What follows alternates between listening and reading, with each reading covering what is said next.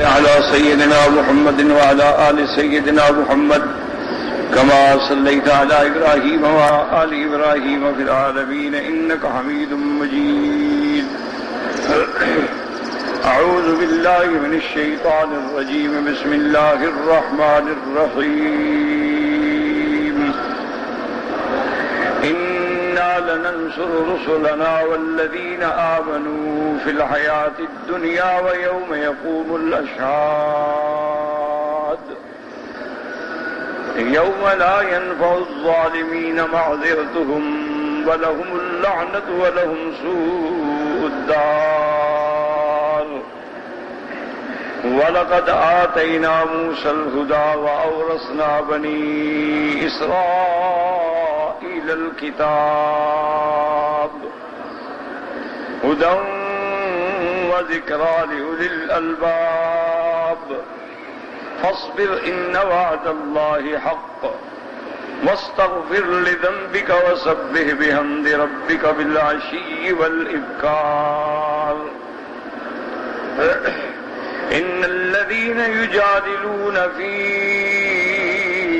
آيات الله بغير سلطان أتاهم إن في صدورهم إلا كبر ما هم ببالغيه فاستعذ بالله إنه هو السميع البصير.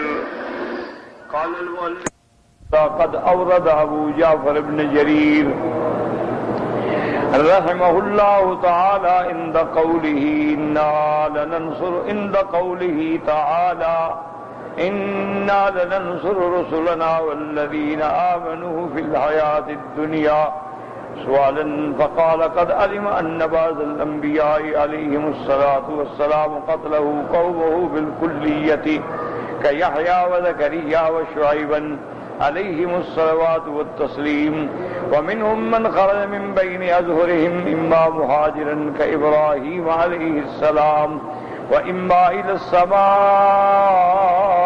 كعيسى عليه السلام. فأين النصرة في الدنيا؟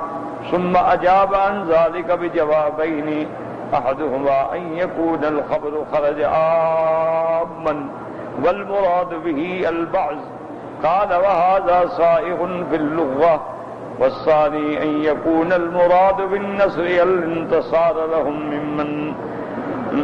ممن أذاهم وسواء كان ذلك بحضرتهم أو في غيبتهم أو بعد موتهم كما فعل بكثرة يحيى وزكريا وشعيبا سلط عليهم من أعدائهم من أهانهم وسفك دماءهم.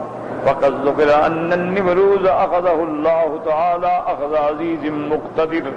وأما الذين راموا صلب المسيح عليه السلام من اليهود فسلط الله تعالى عليهم الروم فأهانوهم وأذلوهم وأظهرهم الله تعالى عليهم. ثم قبل يوم القيامة سينزل عيسى ابن مريم عليه الصلاة والسلام إماما عادلا وحكما مقسطا فيقتل المسيح الدجال وجنوده من اليهود ويقتل الخنزير ويكسر الصليب ويدع الجزية فلا يقبل إلا الإسلام. وهذه نصرة عظيمة وهذه سنة الله تعالى في خلقه في قديم الدهر وحديثه أنه ينصر عباده المؤمنين في الدنيا ويكر أعينهم ممن أذاهم. اللہ تبارک و تعالی نے کلام مقدس کی ان آیات مبارکہ میں جو سورۃ غافر کی آیات ہیں ارشاد فرماتے ہیں اِنَّا لَنَنْصُرُ رُسُلَنَا وَالَّذِينَ آمَنُوا فِي الْحَيَاةِ الدُّنْيَا وَيَوْمَ يَقُومُ الْأَشْهَادُ. اللہ فرماتے ہیں کہ ہم مدد کرتے ہیں اپنے رسولوں کی اور ان پر ایمان لانے والوں کی دنیا کی زندگانی میں بھی اور اس دن جب قیامت ہو۔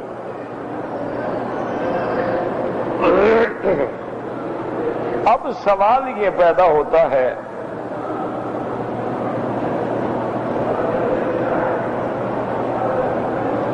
کہ انبیاء علیہم السلام میں سے تو بعض انبیاء ایسے بھی ہیں جن کو دشمنوں نے قتل کر دیا، شہید کر دیا، جیسے حضرت زکریا ہیں، حضرت یحییٰ ہیں، حضرت شعیب ہیں۔ یہ تو وہ پیغمبر ہیں نا کہ دشمنوں نے ان کو شہید کر دیا۔ اور بعض پیغمبر ایسے ہیں کہ جن کو وطن چھوڑنا پڑا اور ہجرت کی، جیسے سیدنا ابراہیم علیہ السلام، انہوں نے ہجرت کی۔ اور اسی طرح میرے آقا رحمت دو عالم سیدنا محمد مصطفیٰ صلی اللہ علیہ وسلم نے بھی ہجرت کی، صحابہ نے بھی ہجرت کی، بلکہ بعض صحابہ کی تو ہجرتین یعنی دو ہجرتیں ہیں، ایک دفعہ حبشے کی طرف اور ایک دفعہ مدینہ منورہ کی۔ تو پھر مدد کا کیا مطلب؟ تو اللہ کی مدد کا جو وعدہ ہے کہ ہم اپنے رسولوں کی مدد کرتے ہیں، ایمان والوں کی مدد کرتے ہیں، دنیا کی زندگی میں بھی اور قیامت میں بھی۔ تو جب وہ شہید ہو گئے تو مدد کیوں نہیں آئی؟ یہ ایک سوال ہے جو متقدمین میں بھی مفسر ابن جریر رحمت اللہ علیہ نے اپنی تفسیر میں لکھا ہے، اور متاخرین میں بھی لوگوں نے یہ اعتراض کیے ہیں کہ بھئی اللہ کا جو وعدہ ہے نصرت کا، وہ نصرت کہاں گئی؟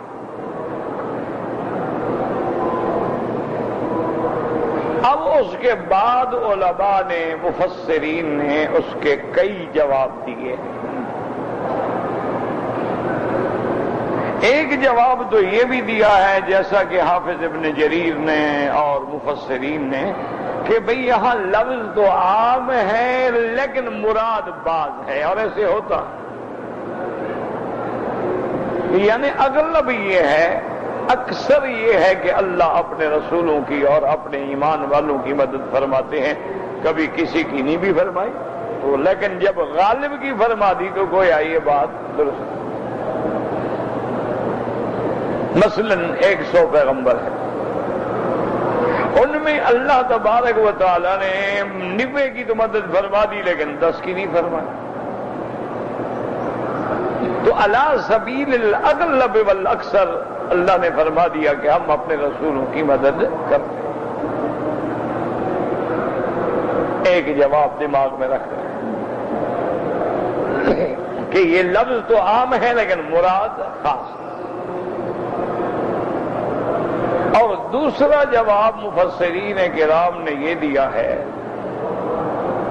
یاد رکھیں کہ وہ یہ فرماتے ہیں کہ بالکل اللہ کا وعدہ سچا ہے، اور خدا کا وعدہ تو کبھی غلط ہو ہی نہیں سکتا نا۔ ان اللہ لا یخلف المیعاد، اللہ کا وعدہ تو کبھی خلاف نہیں ہوتا۔ تو وہ فرماتے ہیں کہ اللہ نے واقعتاً اپنے رسولوں کی اور ایمان والوں کی مدد کی ہے، لیکن یہ ضروری تو نہیں ہوتا کہ فوری مدد ہو، ان کی زندگی میں ہو یا ان کے بعد ہو، مدد تو آئی ہے۔ یہ تو اللہ نے نہیں فرمایا نا کہ فوری ہماری مدد آئے گی، اللہ نے فرمایا ہم اپنے رسولوں کی مدد کرتے ہیں، ایمان والوں کی مدد کرتے ہیں۔ تو اس کا نتیجہ یہ نکلا کہ جنہوں نے پیغمبروں کو قتل کیا تھا پھر ان کا حشر کیا ہوا؟ جس فرعون نے موسیٰ علیہ السلام کو قتل کا ارادہ کیا اس کا انجام کیا ہوا؟ جس نمرود نے سیدنا ابراہیم علیہ السلام کو جلانے کی کوشش کی، آپ کے لیے آگ کے الاؤ تیار کیے گئے، آگ میں ڈالے گئے، اللہ نے اپنے خلیل کو بھی بچا لیا اور نمرود کو ایسی سزا دی، ایسی سزا دی جس کا کوئی تصور بھی نہیں کر سکتا۔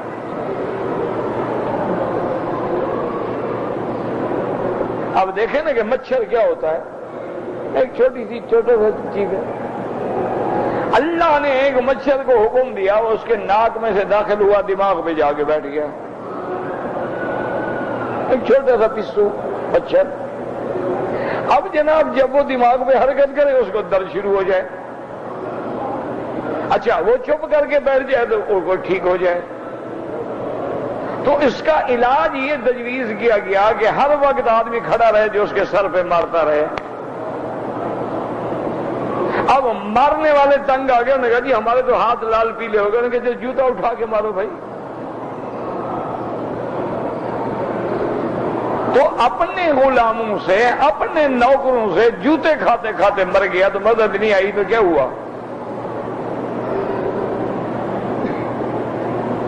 سیدنا نوح علیہ السلام کو قوم نے 950 سال ستایا، یعنی نعوذ باللہ ثم نعوذ باللہ، کبھی کبھی تو اتنا مارتے تھے اللہ معاف کرے کہ حضرت بے ہوش ہو جاتے وہ سمجھتے مر گئے ہیں۔ اتنا ظلم و تشدد کیا گیا حضرت نوح علیہ السلام پہ، لیکن کیا اللہ کی مدد نہیں آئی؟ پھر ظلم تشدد کرنے والا ایک بھی بچا؟ سب کے سب غرق ہو گئے۔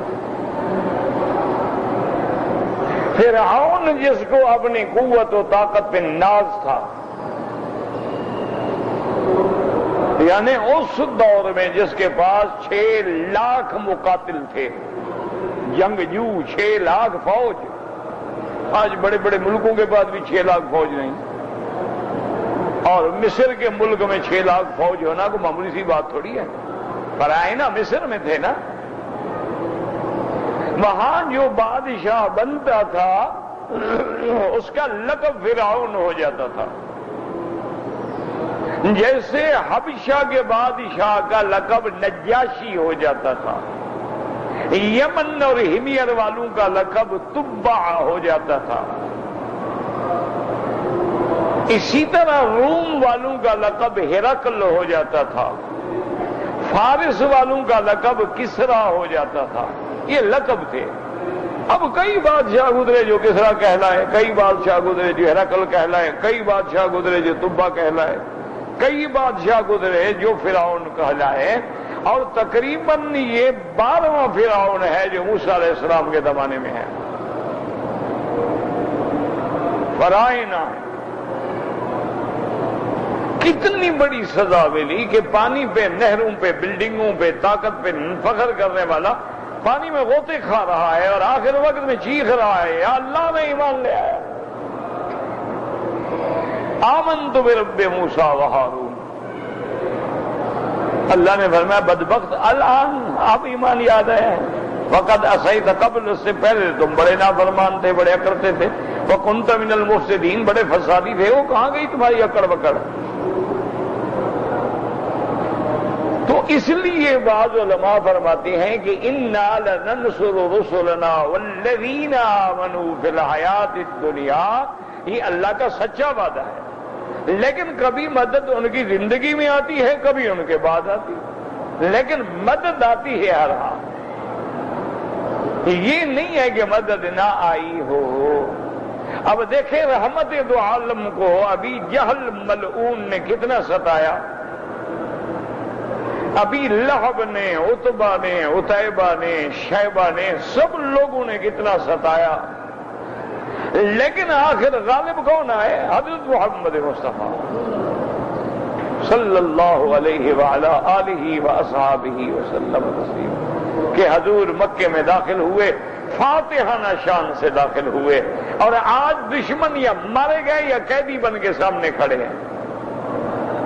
تو اللہ کی مدد تو ہر حال میں آتی، لیکن اللہ کسی کا پابند تھوڑا ہے، وہ مدد جلدی کرے، دیر سے کرے، بہت دیر سے کرے، زندگی میں کرے، بعد میں کرے، اس کی مرضی ہے۔ یہاں اللہ نے مدد کا وعدہ کیا، یہ تو نہیں کہا ہے کہ بھائی مانا دنیا میں، حیات دنیا یعنی دنیا کی زندگانی میں، مانا یہ ہے کہ دنیا کے وجود کے اندر ان کی مدد آتی ہے، ان کے سامنے آئے یا ان کے بعد آئے۔ اسی طرح بعض علماء نے یہ 2 جواب یاد رکھے، ایک تیسرا جواب بھی علماء نے دیا، وہ کہتے ہیں انا لننصر رسلنا والذین آمنوا فی الحیات الدنیا وَيَوْمَ يَقُومُ الْأَشْهَادُ۔ وہ کہتے ہیں اللہ کا فرمان ہے کہ ہم اپنے رسولوں کی مدد کرتے ہیں۔ کیا مانا؟ کہ ہمارے پیغمبر معجزات کے اعتبار سے، دلائل کے اعتبار سے، آیات بینات کے اعتبار سے دشمنوں پہ غالب ہوتے ہیں، دشمن مغلوب ہوتا ہے۔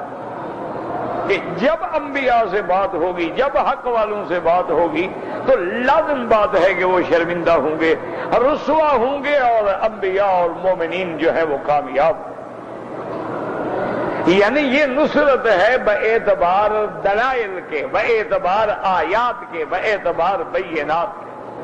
اب دیکھیں نا کہ حضور پاک سے جب بھی بات ہوئی مشرکین کی، مشرکین لاجواب ہو گئے، جب بھی بات ہوئی یہود کی لاجواب ہو گئے، جب بھی بات ہوئی نصارہ کی لاجواب ہو گئے۔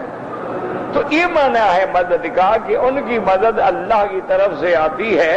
اس کی ایک دلیل بھی ہے حدیث میں کہ حضرت حسان اسی مسجد الحرام میں کھڑے ہیں اور شعر کہہ رہے ہیں، دشمنوں کا مقابلہ کر رہے ہیں، حضور کی طرف سے جواب دے رہے ہیں، اور حضور دعا کریں اللہم ایدہ بروح القدس، یا اللہ جبریل کے ذریعے میرے اس مدح خاں کی مدد فرما کہ جبریل اس کے دل و دماغ میں مضمون ڈال دیں۔ اللہ کی مدد۔ اسی طرح فرمایا جاء الحق وزهق الباطل، جب حق آتا ہے باطل بھاگ جاتا ہے، مٹ جاتا ہے۔ ان الباطل کان زہوقا، اللہ پاک نے فرمایا دیکھو میرا ابراہیم اکیلا ہے، بادشاہ مخالف ہے، قوت مخالف ہے، ملک مخالف ہے، والدین مخالف ہیں، خاندان مخالف ہے، اکیلا ابراہیم۔ لیکن ابراہیم علیہ السلام اکیلا اتنا بڑا انقلاب لاتے ہیں کہ دشمنوں کے خداؤں کو جا کے توڑ ڈالا۔ مذاق ہوتی ہے؟ آپ کسی مندر کو توڑ کے دیکھیں، آپ کسی کے مجسمے کو توڑ کے دیکھیں نا کہ کیا مقابلے ہوتے ہیں۔ اکیلا ابراہیم ہے، اور جا کے فجعلہم جزازا، ٹکڑے ٹکڑے کر ڈالا۔ اچھا، اب جب دشمن سامنے آئے، آ گئے سامنے، اپنے آلہہ کو دیکھا، جا کے اپنے معبد میں، اپنے مندر میں جا کے دیکھا کہ یار کمال ہے، آج ہمارے خداؤں کا تو حشر ہو گیا، کسی کی ٹانگ نہیں، کسی کا ناک نہیں، کسی کا بازو نہیں، یار خداؤں کو کیا کس نے توڑا ہے؟ خدا ٹوٹے ہوئے ہیں۔ ہاں، کیا خیال ہے آپ کا؟ آج جن کے خدا ٹوٹ جائیں وہ عقل والے ہیں بھلا؟ اچھا، مسلمانوں کا کیا حال ہے؟ قبر تو ٹوٹ جاتی ہے لیکن پھر بھی یہ سجدے کرتے رہتے ہیں۔ نہ، مسلمانوں کا کیا حال ہے؟ قبریں نہیں ٹوٹ جاتی، سیلاب آیا قبریں بہہ گئیں، اور جی پیر بہہ گئے، اب وہاں سے ہمارے پاس آ گئے، وہاں صندوقیں رکھی پھر پیر چل پڑے۔ تو ہمارا بھی تو یہی اشر ہے نا بھئی، ہمارے سامنے ایک آدمی ہے، ہم نے قبر بنائی ہے، ہم نے دفن کیا ہے، اچھا قبریں ٹوٹ جاتی ہیں، کبھی سیلاب آ گیا، کبھی بارش آ گئی، قبر گر گئی، لیکن ہمارے لیے اسی طرح مشکل کشا ہے۔ حضرت علی شہید ہو گئے، ہمارے لیے مشکل کشا ہے۔ حضرت حسین اپنے اہل و عیال کے ساتھ شہید ہو گئے، لیکن حضرت علی ان کی مشکل کشائی بھی نہیں فرمائی، ہمارے لیے مشکل کشا ہے۔ اس کا کیا علاج ہے کہ جو غلط عقیدے دماغ میں بیٹھ جاتے ہیں، اور یا تو انکار کرو کہ حضرت حسین شہید ہی نہیں ہوئے، اگر وہ شہید ہیں، مظلوم ہیں، سارا خاندان شہید ہو گیا ہے، تو حضرت علی مدد کو نہیں پہنچے۔ تمہارے تو کبڈی والے جو ہیں، کرکٹ والے، ہاکی والے، یا علی کرتے ہیں، علی آ جاتے ہیں، حضرت حسین کے پاس نہیں گئے۔ کیا جاہلوں کا عقیدہ ہے جو ایک دفعہ کیڑا دماغ میں بیٹھ گیا نکلتا ہی نہیں۔ اور مشکل کشا وہ ہوتا ہے، یاد رکھو ایک لفظ، کہ جس پہ کبھی خود مشکل نہ پڑے وہ اللہ ہے، جس پہ خود مشکل پڑے وہ کبھی مشکل کشا نہیں ہو سکتا۔ ایک بات یاد رکھیں، اللہ مشکل کشا ہے، کیوں؟ اللہ پہ کوئی مشکل پڑ ہی نہیں سکتی۔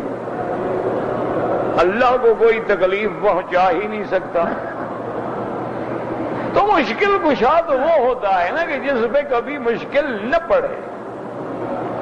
اسی لیے ہے نا اللہ الصمد، الصمد کا اکثر مفسرین علماء کہتے ہیں یعنی بے نیاز، اس کو کسی کی غرض نہیں، ٹھیک ہے؟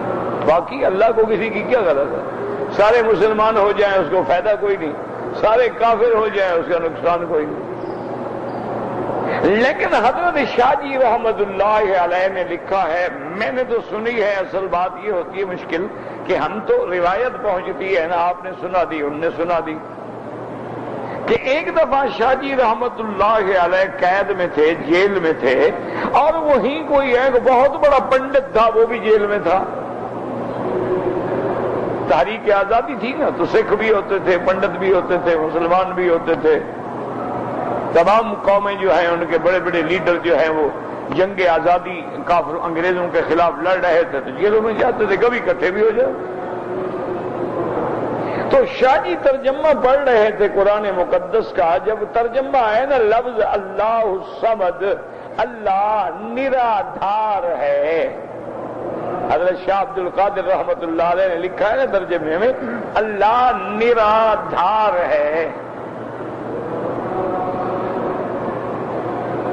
اب وہ پنڈت جو بیٹھا تھا نا جی، وہ تو جھوم گیا نا، وجد میں آ گیا، وہ تو بالکل جیسے ہمارے لوگوں کو حال آ جاتا ہے نا بازاروں پہ،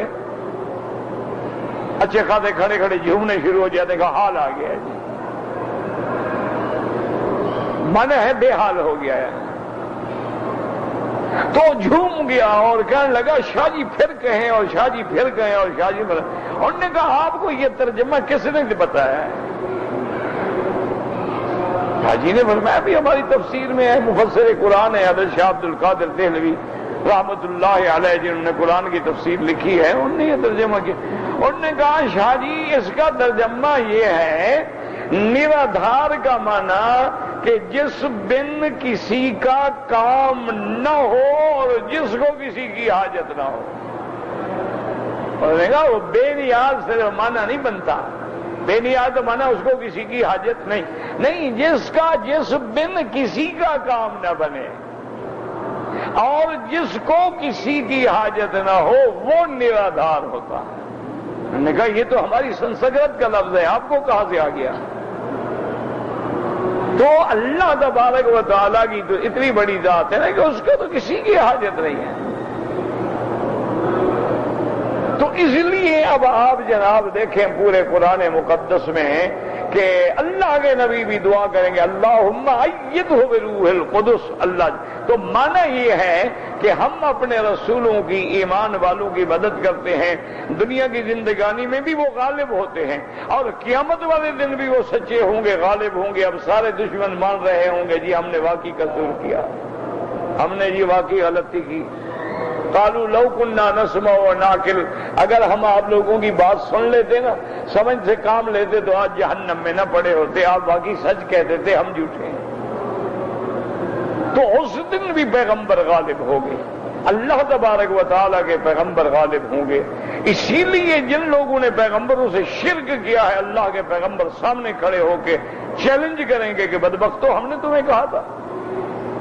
اسی لیے حضرت عیسیٰ کا ما قلت لهم الا ما امرتنی به، ما قلت لهم، میرے اللہ میں نے ان کو نہیں کہا مگر وہ جس کا آپ نے حکم دیا ہے، ان اعبدوا اللہ ربی وربکم، تم اپنے رب کی عبادت کرو جو میرا بھی تمہارا بھی رب ہے، میرا اللہ۔ میں نے تو ان کو کبھی نہیں کہا کہ مجھے خدا کا بیٹا بناؤ، خدا بناؤ، الہ بناؤ، حاجت روا اور مشکل کشا بناؤ۔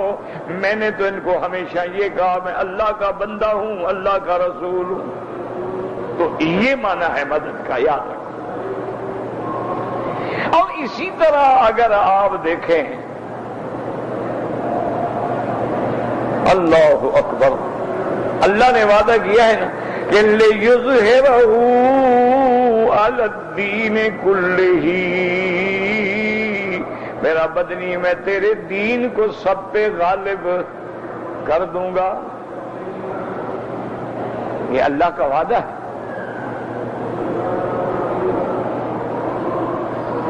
وَكَفَى بِاللَّهِ شَهِيدًا، اور اللہ کافی ہے، اس کی گواہی کافی ہے، اور کسی گواہ کی ضرورت کیا ہے؟ اچھا لیکن یہ کیسے ہوگا؟ بات سنو سمجھو. آج دیکھو دنیا پہ کہیں یہودیوں کا غلبہ ہے اور کہیں نصارہ کا غلبہ ہے. آج پوری دنیا پہ دیکھ لیں، یا یہودیت ہے یا نصرانیت ہے. اور اب تو یہ عالم ہے کہ جانے افرنگ بھی پنجہ یہود میں ہے. اب تو یعنی وہ بھی ان کے پنجے میں آ گئے، ہل ہی نہیں سکتے، کیونکہ پوری دنیا میں لیور آف اکانومی جو ہے وہ ان کے ہاتھ میں ہے. دیکھو نا جی، اب آپ گاڑی میں بیٹھے ہوں، جس کے ہاتھ میں اسٹیئرنگ ہے اس کی مرضی، وہ سڑک پہ گاڑی دوڑائے اور کھمبے میں مار کے ہمارا سب کا جلوس نکال دے، کیا کر لیں گے آپ؟ ایک ڈرائیور ہے نا، ایک آدمی ہے، 50 آدمیوں کی بس ہے، اسٹیئرنگ تو اس کے ہاتھ میں ہے، مرضی ہے سمندر میں ڈال دے، کیا کرو گے؟ جی کیا کروں، وہ ٹائیراٹ نے کام ہی نہیں کیا، اسٹیئرنگ چھوٹ گیا، نکل گئی بس، کیا کروں؟ اس لیے ان بدبختوں نے یہ دیکھا تھا کہ ہماری اقلیت ہے، لہذا دنیا میں جو اقتصادیات ہیں اس پہ کنٹرول کرو. پوری دنیا سے انہوں نے جتنے جینیس لوگ ہیں نا ان کو خریدا.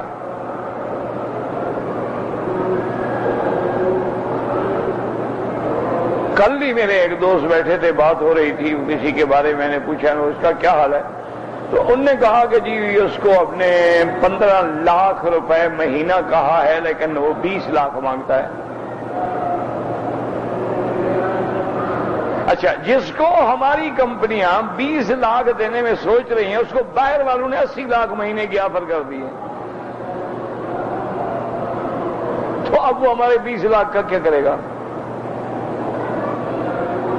اچھا، جو 80 لاکھ دیں گے، دیکھیں نا بھئی، آخر اللہ نے آپ کو بھی دماغ دیا ہے. آپ اگر میرے ملازم ہیں، میں آپ کو 1000 تنخواہ دیتا ہوں تو مجھے کوئی 2000 کا فائدہ تو پہنچاؤ، تبھی میں تنخواہ دوں گا نا. تو اس لیے اب دنیا میں 2 یعنی قومیتوں کا غلبہ ہے، ایک یہودی اور ایک نصرانی. ٹھیک ہے، اللہ کا یہ وعدہ ہے کہ حضور کا دین غالب آئے گا.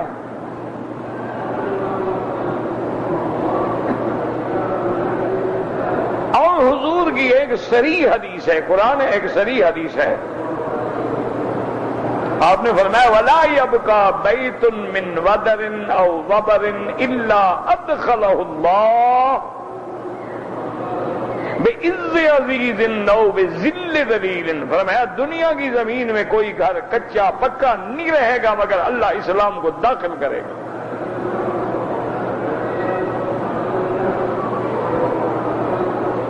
تو بھئی یہ کیسے ہوگا؟ ابھی ہم تو سارے مر رہے ہیں، ہمارے ہاتھ میں تو پلے میں کچھ ہی نہیں ہے. ہم تو جناب بس لیں تو ان کے محتاج، ہوائی جہاز لیں ان کے محتاج، گاڑی لیں ان کے محتاج، ایک اینک لیں ان کے محتاج، کہ اچھا شیشہ ہمارے نہیں بناتے. ایک یعنی بٹن لے لو، ہمارے بنائیں گے انشاءاللہ مہینے کے بعد سیاہ ہو جائے گا، وہ بنائیں گے بدبخت 10 سال میں سیاہ نہیں ہوتا.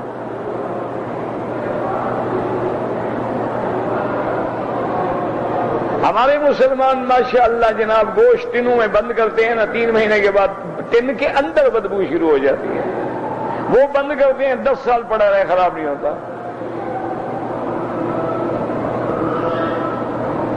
تو سمجھ یہ آتی ہے بات ایک طالب العلم کی حیثیت سے کہ یہ دونوں قومیں گمراہ جس وجہ سے ہوئی ہیں نا، پھر ان کو ہدایت بھی اسی وجہ سے ملے گی اور وہی وجہ بنے گی غلبہ اسلام کی.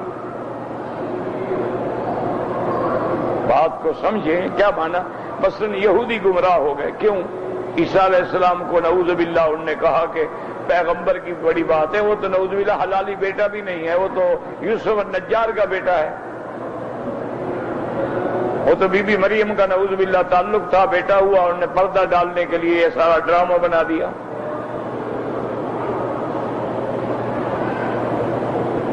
تو یہودی بھی اسی وجہ سے گمراہ ہوئے نا، حضرت عیسیٰ علیہ السلام. اچھا، نصرانی بھی اسی وجہ سے گمراہ ہوئے، کبھی کہا خدا کا بیٹا ہے، کبھی کہا نہیں خود خدا ہے.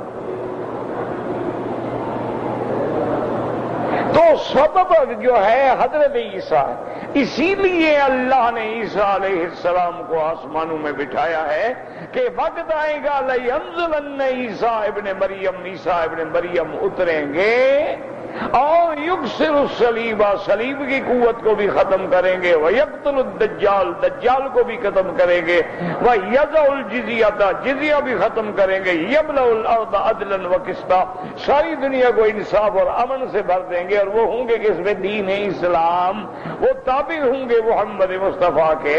تو اب دونوں ملتیں مٹ جائیں گی، یہودیت بھی ختم، نصرانیت بھی ختم، تو غالب کیا آئے گی؟ ملت اسلام۔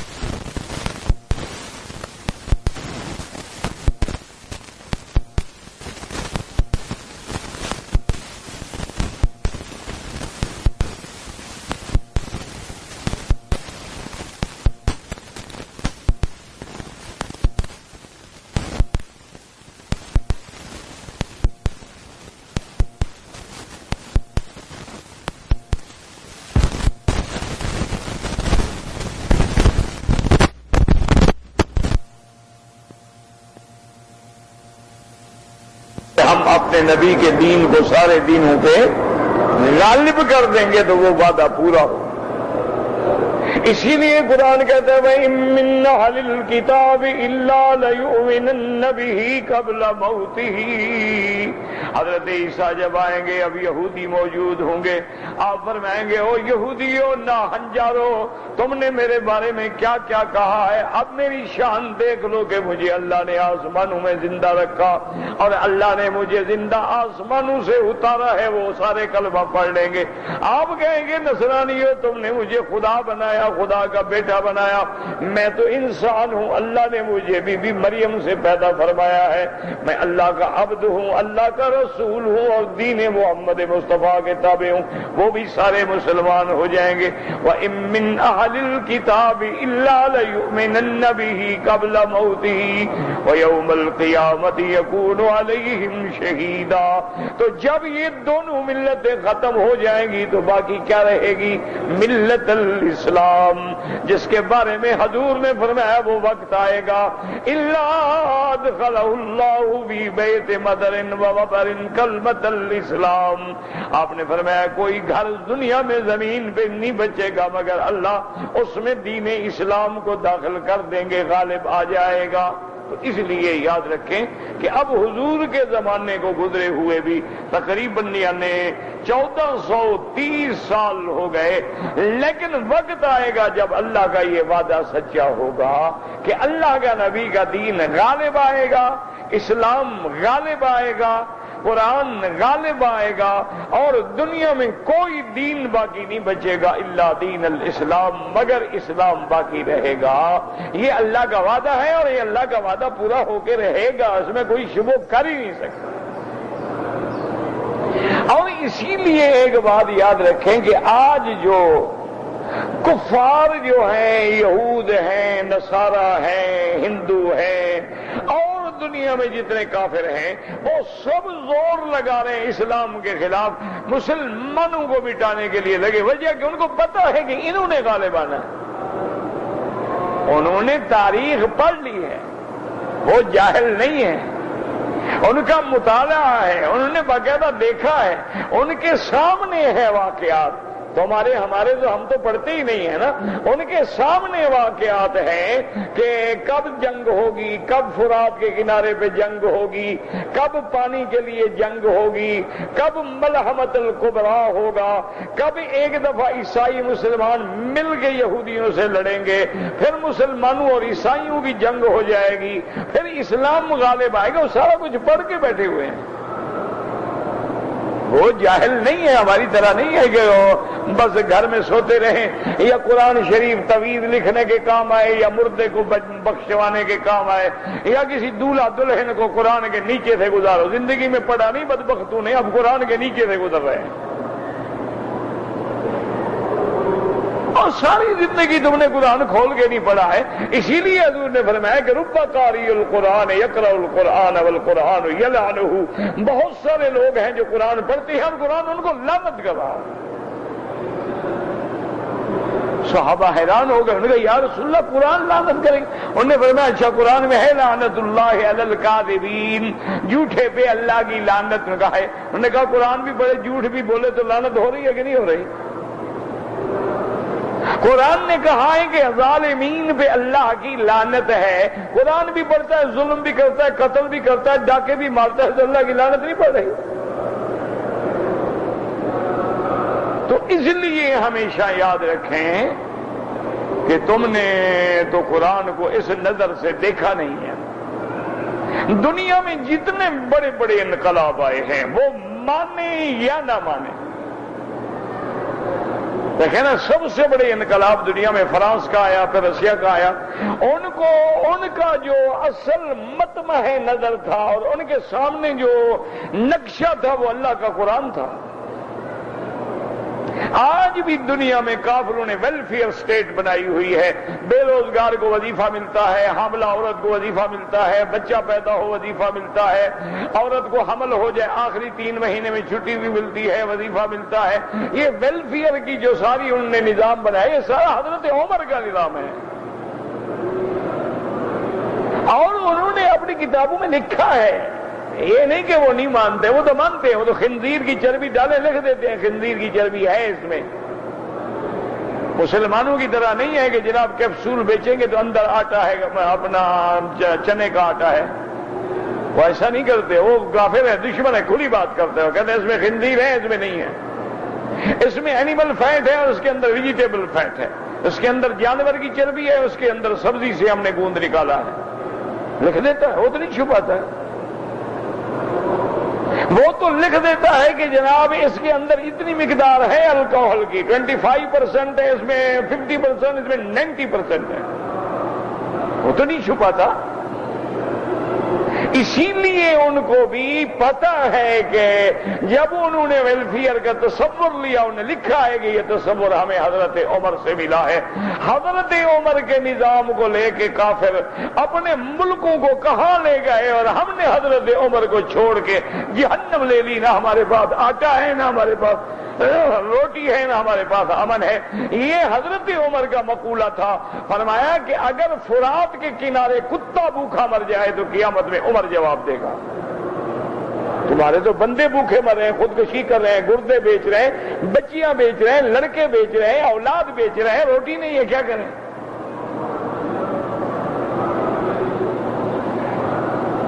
اور کتنا وہ بے غیرت مسلمان ہے کہ جس کا ہمسائے کے بعد روٹی نہیں ہے اور اس کے گھر کے اندر 8 ڈشیں بنتی ہیں۔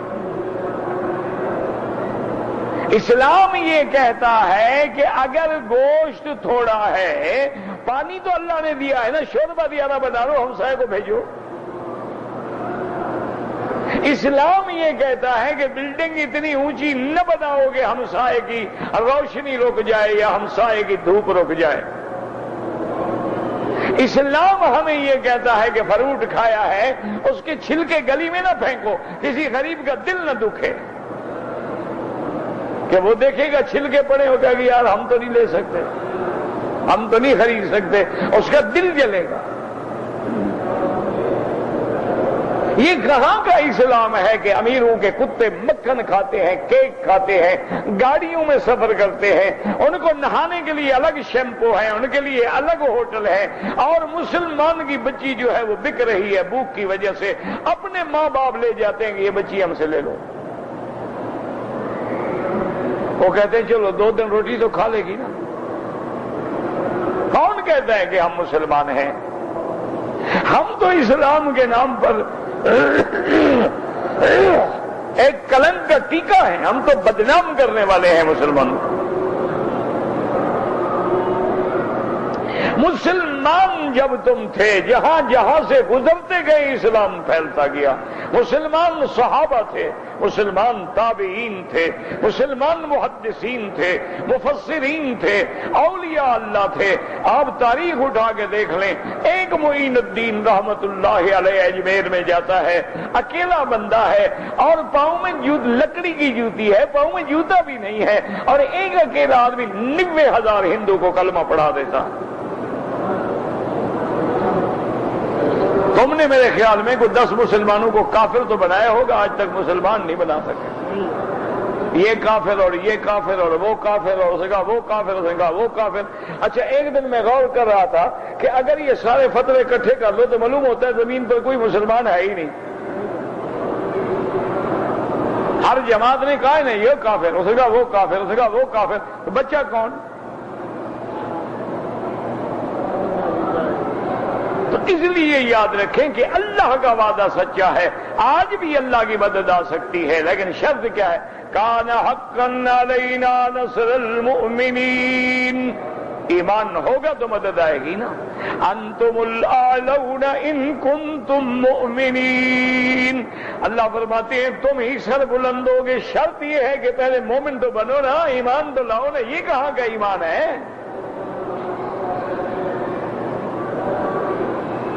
ایک آدمی نے جو پڑھا لکھا آدمی ہے، اقتصادیات کا ماہر ہے، اس نے ایک ملک کے اعداد و شمار لکھے ہیں دلائل کے ساتھ کہ اس ملک کی آبادی ہے 16 کروڑ، مثال کے طور پر۔ اس نے کہا جی اس 16 کروڑ کے اندر امیر آدمی ہیں 2 کروڑ، یعنی اس نے باقاعدہ اعداد و شمار دیے ہیں۔ انہوں نے کہا جی آبادی ہے 16 کروڑ، امیر جو ہیں وہ ہیں 2 کروڑ۔ پھر ان میں طبقات ہیں، امیروں میں کوئی 1 نمبر کا، کوئی 2 کا، کوئی 3 کا، کوئی 4 کا۔ مثلا اس نے حساب لگایا ہے کہ اگر یہ 2 کروڑ اپنی آمدنی کی صحیح زکوٰۃ دے دیں اور صحیح طریقے سے تقسیم ہو جائے تو ایک بندہ بھی بھوکا نہیں رہتا۔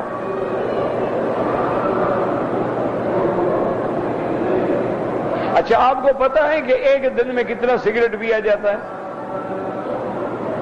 ایک دن آپ کو پتا ہے کہ ایک دن میں کتنا آپ چائے پیتے ہیں؟ ایک دن میں آپ کتنا کافی پیتے ہیں؟ ایک دن میں آپ جناب کتنا آئس کریم کھاتے ہیں؟ ایک شہر میں 2 ارب کی آئس کریم کھا جاتے ہیں، 2 ارب۔ اور اسی شہر میں لوگ گردے بیچنے کے لیے کھڑے ہیں کہ جی روٹی نہیں ہے، گردہ نکال لو، 1 مہینے کا راشن تو دے دو۔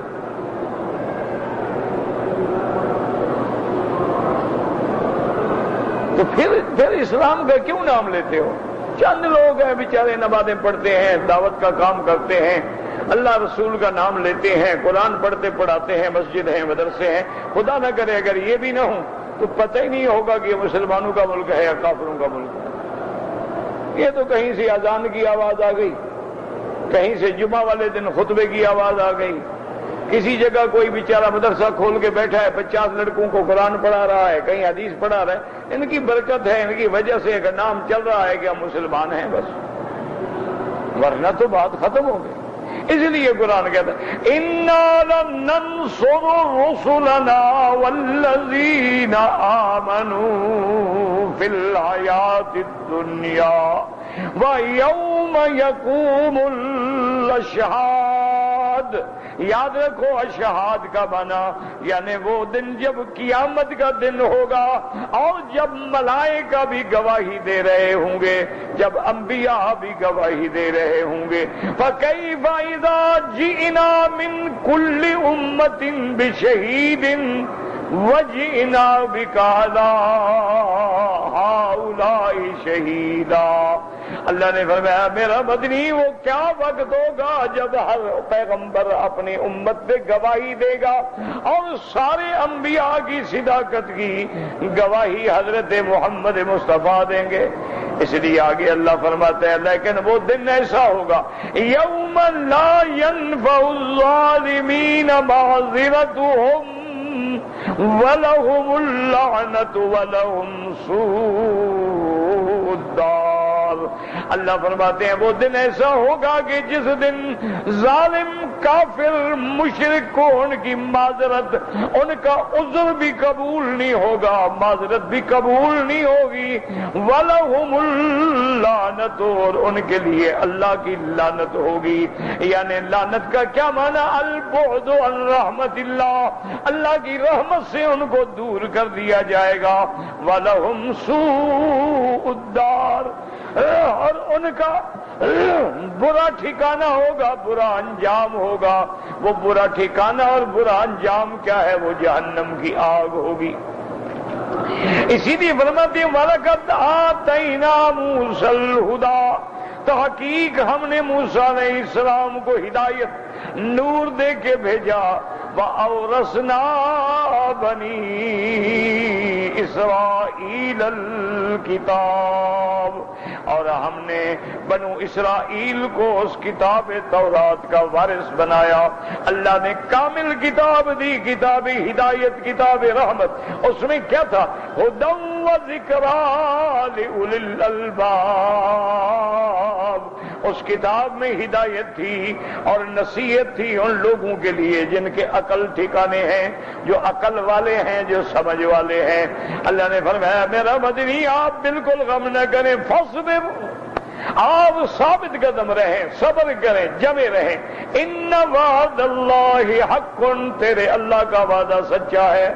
واستغفر لذنبک وسبح بحمد ربک، آپ اپنے گناہوں کی معافی مانگیں۔ کیا مانے؟ یعنی امت کے لیے معافی مانگیں، نبی تو معصوم ہوتا ہے نا۔ واستغفر لذنبک وسبح بحمد ربک، اللہ کی تسبیح کریں، اللہ کی تسبیح تحمید کے ساتھ صبح شام، شام اور صبح کو کریں۔ ان الذین یجادلون فی آیات اللہ بغیر سلطان اتاہم، یہ لوگ جو جھگڑ رہے ہیں اللہ کی آیات کا مقابلہ کرتے ہیں بغیر کسی دلیل کے، ان کے دلوں کے اندر نہیں مگر کبر ہے، ان کے دلوں کے اندر جو ہے غرور ہے۔ فاستعذ باللہ، آپ ان کے فتنے سے، آپ ان کے شر سے اللہ کی پناہ پکڑیں۔ انہ هو السمیع البصیر، اللہ کی ذات جو ہے وہ سننے والی ہے، وہ دیکھنے والی ہے اپنے بندوں کے احوال۔ اللہ تبارک و تعالی سے دعا کریں اللہ اسلام کے غلبے کا فیصلہ فرما دے، اللہ مسلمان ملکوں کی حفاظت فرما دے، اللہ مسلمان جس ملک میں ہیں ان کی جان، مال، آبرو، عزت کی حفاظت فرما۔ یا اللہ مسلمانوں سے قحط، مسلمانوں سے بلا اور وبا کا عذاب اٹھا لے۔ لا تعذبنا بذنوبنا، لا تہلکنا بذنوبنا، لا تمنع عنا بذنوبنا فضلک۔ یا اللہ آپ ہمارے اعمال کی وجہ سے نہیں، اپنی رحمت کی وجہ سے معافی کے فیصلے فرما دیں۔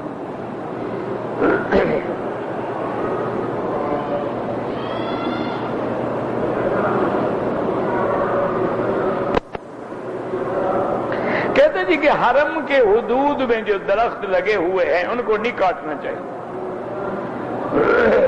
حضور صلی اللہ علیہ وسلم نے فرما دیا تھا کہ حرم میں کوئی لکتا پڑا ہے مت اٹھایا کرو، حرم میں شکار بھی نہ کیا کرو، کسی جانور کو بھی نہ بھگایا کرو اور کسی درخت کو بھی نہ کاٹا کرو۔ صحابہ نے کہا تھا الا الازخر یا رسول اللہ، کہ ازخر ایک چھوٹا پودا ہوتا ہے۔ اب صاحب نے کہا حضور اس کی تو اجازت دے دیں، آخر ہمیں اس کی ہر وقت ضرورت ہوتی ہے اور اس کے بغیر گزارا نہیں۔ تو آپ نے فرمایا کہ الا الازخر، اس کو کاٹ سکتے ہیں باقی نہیں۔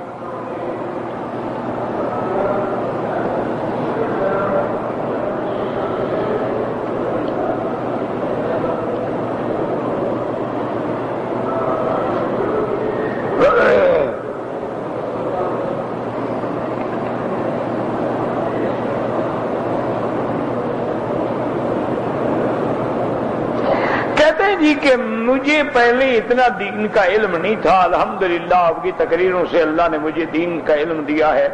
میرے رشتہ دار ہیں، ان کا کاروبار جو ہے خالص سودی کاروبار۔ اب ان لوگوں سے میں رشتہ داری کیسے نبھاؤں؟ ان کے گھر کھانا پینا دعوت آنا جانا جائز ہے یا ناجائز؟ میرا بھائی ایک بات یاد رکھے، ایک آدمی سودی کاروبار کرتا ہے لیکن اس کا حلال پیسہ بھی ہے۔ مثلا ایک آدمی ہے بزنس کرتا ہے، زمین بھی ہے، زمین کی آمدنی بھی تو آتی ہے، یعنی اب سارا پیسہ حرام کا نہ ہوا، اس میں کچھ حلال بھی ہے اور کچھ حرام بھی ہے۔ تو ایسے لوگوں کے پاس جا کے آدمی کھانا کھا سکتا ہے، ضروری تو نہیں نا کہ ہمیں حرام والا حصہ ہی کھلائے گا وہ، اس کے بعد حلال بھی تو ہے نا۔ تو قیامت میں سود کی سزا وہ بھگتے، ہمیں کیا قصور؟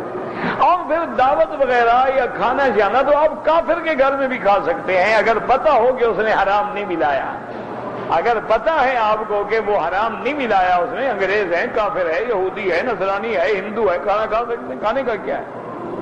رشتے داری بھی نبھا سکتے ہیں۔ اس کی صحیح حدیث میں واقعہ موجود ہے کہ حضرت ابو سفیان ابھی اسلام نہیں لائے تھے،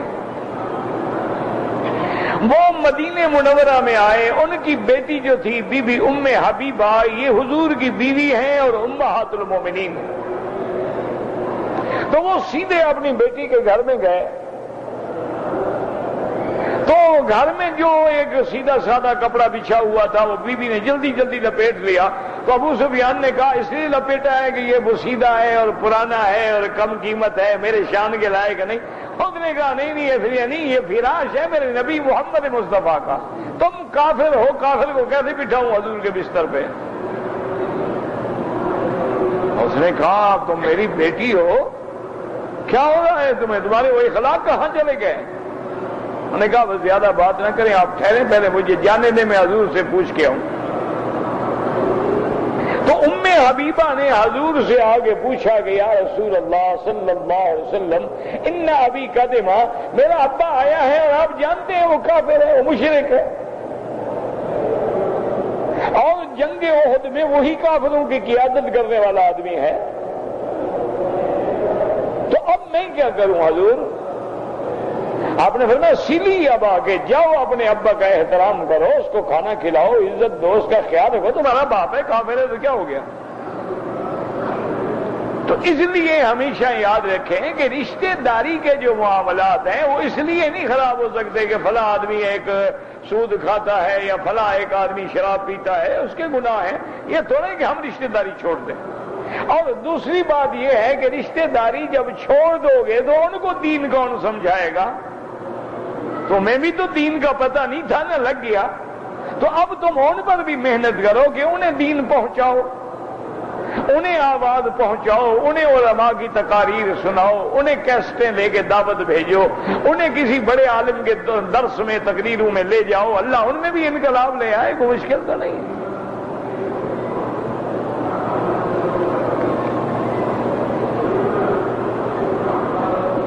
آپ میرے لیے دعا کرتے ہیں، اللہ آپ کو جزائے خیر دے۔ ڈاکٹر ذاکر نائک ہوں یا کوئی اور ہوں، اگر ایک موٹی بات یاد رکھو، اگر مثلا اب میں تقریر کر رہا ہوں، آپ مجھے دیکھ رہے ہیں، یہ جائز ہے یا ناجائز ہے؟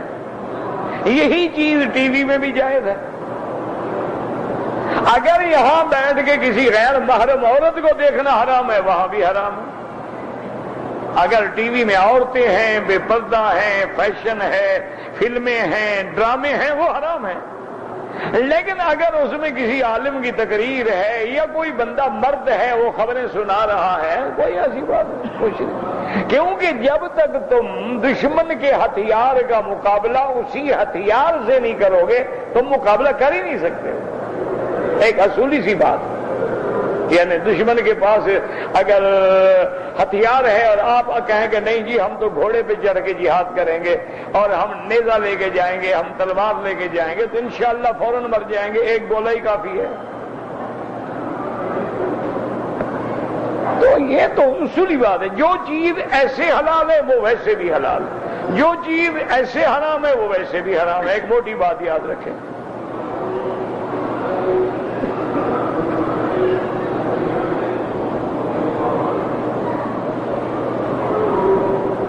میری بیوی نے منت مانی تھی کہ 15 طواف کروں گی۔ اب پتہ نہیں وہ تو اس کی کہیں تبدیلی ہو گئی ہے، وہ طواف نہیں کر، تو جب اللہ اس کو توفیق دے گا انشاءاللہ عمرے پہ آ کے پورے کر لیں۔ منت خود مانی ہے نا، منت کیا ہے؟ منت سے کچھ بھی نہیں ہوتا ہے۔ ایک بات یاد رکھو، حضور نے فرمایا یہ لوگ جو منتیں مانتے ہیں نا، منت سے کچھ نہیں ہوتا، اتنا ہوتا ہے کہ بخیل کے گھر سے مال نکل جاتا ہے۔ ویسے تو خیرات نہیں کرتا نا، منت مانی تو گلے پڑ گئی نا، تو یہ منت آپ نے اپنے گلے میں خود فٹ کی ہے، اللہ نے تو نہیں کہا تھا کہ منت مانو۔ اب مان لی ہے تو واجب ہو گئی ہے، پوری کرو۔ ابھی تبدیلی ہو گئی ہے، جب اللہ عمرے پہ لے آئے تو آپ 15 پورے کر لو، 2 دن میں، 1 دن میں بھی ہو سکتے ہیں، کیا مشکل ہے؟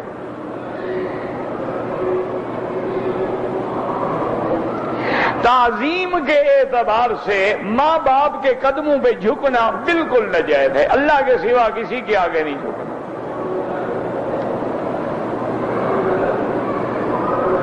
ایک ہوتا ہے ماں باپ کی خدمت کریں، ہاتھ پاؤں دبائیں، ان کے یہ کوئی منع نہیں، باقی یہ جھک کے جو ہماری عادت ہے نا یہ حرام ہے۔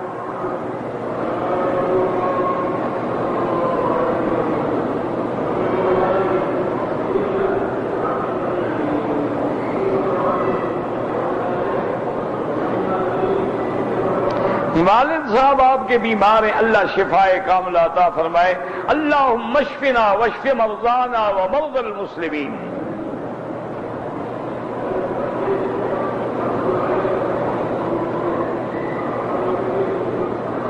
اگر غسل جنابت، اجابت نہیں جنابت کا غسل نہیں کیا اور بچہ رونے لگا، ماں دودھ پلا دے، کوئی بات نہیں، لیکن بہتر ہے کہ کم از کم وضو کر لے۔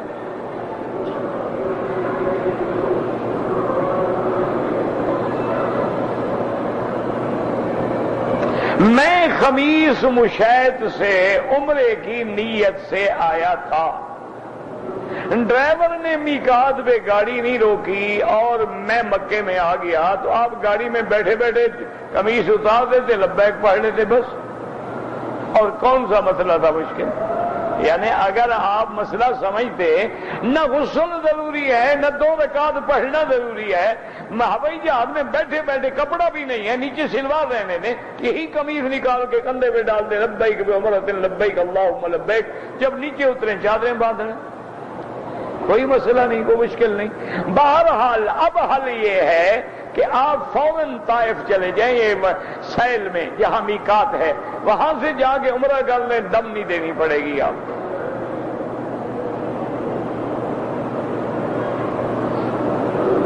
اگر کوئی آدمی ڈیوٹی پہ یا نوکری پہ یا کسی اور کام کے لیے مکہ شریف آ رہا ہے تو اس کے لیے ائمہ کے نزدیک گنجائش ہے کہ احرام نہ باندھے تو دم نہیں پڑے گا، لیکن امام ابو حنیفہ رحمۃ اللہ فرماتے کہ بالکل نہیں، میقات کا معنی ہی یہی ہے کہ بغیر احرام کے نہ گزرے۔ وہ کہتے ہیں اگر میقات ہمارے تابع ہو گئے تو بات ہی ختم ہو گئی، کہتے ہیں میقات تو بنایا اسی لیے گیا ہے کہ بغیر احرام کے نہ گزرو۔ ہاں ایک آدمی اگر روز مثلا ڈرائیور ہے، روز طائف جاتا ہے آتا ہے تو اس کے لیے معافی ہے۔ وہ کہتے ہیں ڈرائیور ہے، روز مدینہ شریف جاتا ہے آتا ہے، اس کے لیے معافی ہے۔ اسی طرح لکڑ ہارا ہے، روز میقات کراس کر جاتا ہے، پھر لکڑیاں لے کے ادھر آ جاتا ہے، اس کے لیے وہ کہتے ہیں گنجائش ہے، ورنہ وہ کہتے ہیں کہ لازماً میقات سے احرام باندھیں۔ لیکن حنابلہ امام احمد بن حنبل رحمۃ اللہ علیہ اور اسی طرح علماء اہل حدیث جو ہیں رحمۃ اللہ علیہم وہ فرماتے ہیں کہ نہیں، اگر حج یا عمرے کی نیت تھی تو پھر احرام ضروری ہے، اگر نیت نہیں تھی تو احرام ضروری نہیں ہے۔ لیکن بہرحال گزارش یہ ہے کہ یہ بھی دیکھنا پڑتا ہے نا، یہ میرے حضور کا فرمان ہے، ٹھیک، اور جب حدیث آ جائے تو اگر مگر کی تو گنجائش ہی نہیں ہوتی، لیکن کوشش کریں، آپ دیکھیں گے کہ حضور کبھی میقات سے احرام کے بغیر آئے ہیں؟ تحقیق کریں نا، صرف ایک دفعہ حضور آئے ہیں بغیر احرام کے جب مکہ فتح ہوا، اور آپ نے فرمایا اللہ نے مجھے اجازت دی ہے، ورنہ جب بھی آئے میں احرام باندھ کے آئے ہیں تو تم حضور کی محبت میں وہی عمل کرو نا۔ ربنا تقبل منا انك انت السميع العليم وتب علينا انك انت التواب الرحيم اللهم اجعل لنا وللمسلمين من كل هم فرجا ومن كل ضيق مخرجا ومن كل بلاء عافية اللهم فرج هم المهمومين نفس كرب المكروبين وقض الدين عن المدينين واشفنا واشف مرضانا ومرضى المسلمين صلى الله تعالى على خير خلقه سيدنا محمد وعلى آله وصحبه أجمعين اللهم صل على سيدنا محمد وعلى آله